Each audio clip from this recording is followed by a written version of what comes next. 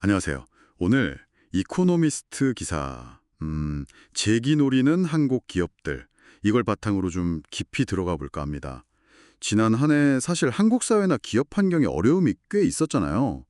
뭐 정치, 사회 이슈도 그렇고 코스피도 좀 부진했고요. 네, 맞습니다. 특히 다른 아시아 증시하고 비교해봐도 저조했고, 대표적인 삼성전자 주가도 힘을 못 썼죠. 하지만 이 기사는 그런 어려움 속에서도 병화의 조짐이랄까? 한국 기업들의 재기 가능성을 좀 조심스럽게 보고 있어요. 그래요? 네, 과연 어떤 긍정적인 신호들이 있는지, 또 그 근거는 뭔지 한번 파고들어 보죠. 당신이 이 자료를 통해서 주목해야 할 부분이 어딘지 같이 찾아보면 좋겠습니다. 좋습니다. 그럼 먼저 그 코리아 디스카운트 현실부터 좀 짚어볼까요? 한국 기업 주가가 순자산 가치, 그러니까 장부상 가치에도 못 미치는 경우가 많다는 거잖아요. 네, 그렇죠. 콜스피 비금융 기업 절반 이상, 심지어 삼성전자나 롯데 계열사까지도 포함된다고 하니 심각한 수준이죠. 이게 참 오래된 문제인데 왜 지금 이 시점에서 다시 좀 희망적으로 얘기가 나오는 걸까요? 그 고질적인 저평가 문제는 여전하긴 합니다. 근데 그럼에도 불구하고 낙관론이 나오는 첫 번째 이유는 뭐랄까, 한국의 주요 대기업이 미래 핵심 산업에 딱 포진해 있다는 점이에요. 미래 핵심 산업이요? 네. 예를 들면 인공지능 혁명의 진짜 핵심인 HBM 칩. 이건 삼성전자, SK 하이닉스가 주도하고 있고요. 또 바이오테크 분야는 삼성 바이오로직스, 그리고 친환경 전원의 중심인 배터리는 LG 에너지 솔루션, 전기차는 현대, 기아. 이런 식으로요. 방산 쪽도 있죠. 한화 에어로스페이스나 HD 현대중공업. 맞습니다. 지정학적 긴장 속에서 수요가 늘어나는 방산까지. 이 산업들이 그냥 유망하다 정도가 아니라 다음 시대 성장을 이끌 동력으로 평가받는 거죠. 이게 첫 번째 이유입니다. 네, 미래 산업에 집중하는 건 좋은데 경쟁이 만만치 않을 텐데요. 특히 중국 기업들, 추격이 거센 분야도 있잖아요. 여기서 한국 기업만의 강점이랄 게 있을까요? 그게 아주 중요한 포인트인데요. 사실 HBM 같은 경우는 기술 진입 장벽이 워낙 높아서 삼성전자랑 SK하이닉스가 거의 시장을 양분하고 있다고 봐야 하고요. 방산 쪽을 보면 트럼프 행정부 이후로 미국의 안보 공약에 대한 의구심 같은 게 유럽에서 좀 커지면서 한국을 대안으로 보는 시각이 있어요. 폴란드가 K2 전차 추가 구매 결정한 거? 그런 게 예시가 되겠네요. 네, 바로 그거죠.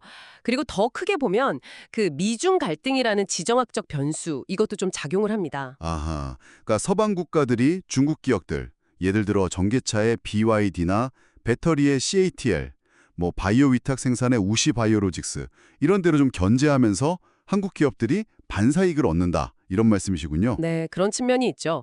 미국이나 유럽 경쟁자들이 상대적으로 좀 약하거나 일본 조선 배터리처럼 경쟁자가 적은 분야도 있고요. 그렇군요. 근데 뭐 그런 지정학적 이익이라는 게 항상 안정적일지는 좀 지켜봐야 하는 거 아닌가요?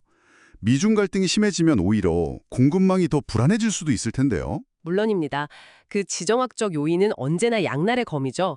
공급망 리스크는 당연히 고려해야 하고요. 하지만 현재로서는 서방의 탈중국 움직임이 한국 기업에게는 기회로 작용하는 면이 더 커 보인다는 겁니다. 그리고 또 다른 희망의 이유는 내부적인 변화인데요. 바로 1년 전에 시작된 정부 주도의 밸류업 프로그램입니다. 그 밸류업 프로그램, 기업 지배구조 개선하고 주주가치 높이려는 그 정책 말씀이시죠? 네, 맞습니다. 이게 2010년대 초반에 일본 기업들 체질 개선을 이끌었던 정책을 모델로 삼은 거거든요. 그렇죠. 그때 일본 니케이 지수가 엄청 부진했는데 그 개혁 이후에 주가 순자산 비율, PBR이라고 하죠. 그것도 개선되고 부채도 줄고 하면서 1989년 고점을 돌파하기도 했었죠. 워렌 버핏도 그래서 일본 시장에 투자했고요. 그렇습니다. 이 밸류업 노력이 중요한 게 단순히 주가 띄우기 차원을 넘어서 그 코리아 디스카운트의 근본 원인 중 하나로 지적돼 온 지배구조 문제를 건드리기 시작했다는 점이에요. 물론 일본 모델 따른다고 한국에서 똑같이 성공한다는 보장은 없겠죠. 한국 재벌 특유의 그 복잡한 순환 출자 구조나 오너 리스크는 또 다른 문제고요. 네, 그럼에도 불구하고 기업들 사이에서 좀 변화의 움직임이 보인다는 게 흥미로운데요. 재벌 총수 세대가 바뀌면서 변화에 좀 더 열린 태도로 보인다는 분석도 있더라고요. 맞아요.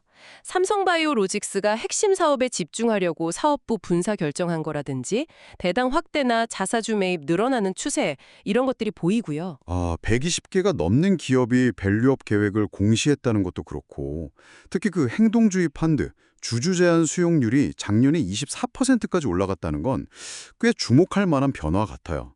정말 기사 제목처럼 고고할 수 있을까요? 네, 그런 구체적인 움직임들이 단순한 기대감을 넘어서 구조적인 변화 가능성을 보여주는 거죠.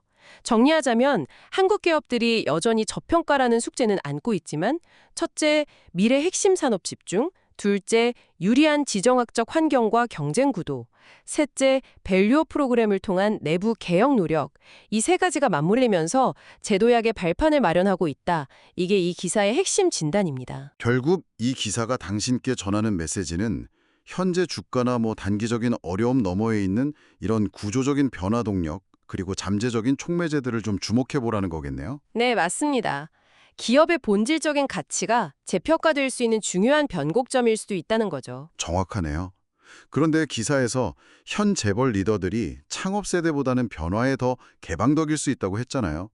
그렇다면 이 거대한 가족 경영 중심의 대기업들이 밸류업 프로그램이나 시장의 요구를 정말 진정으로 받아들여서 근본적인 변화를 이루려면 단순히 제도 개선을 넘어서 어떤 내부 문화의 혁신이 필요할지 한번 생각해 보시는 건 어떨까요?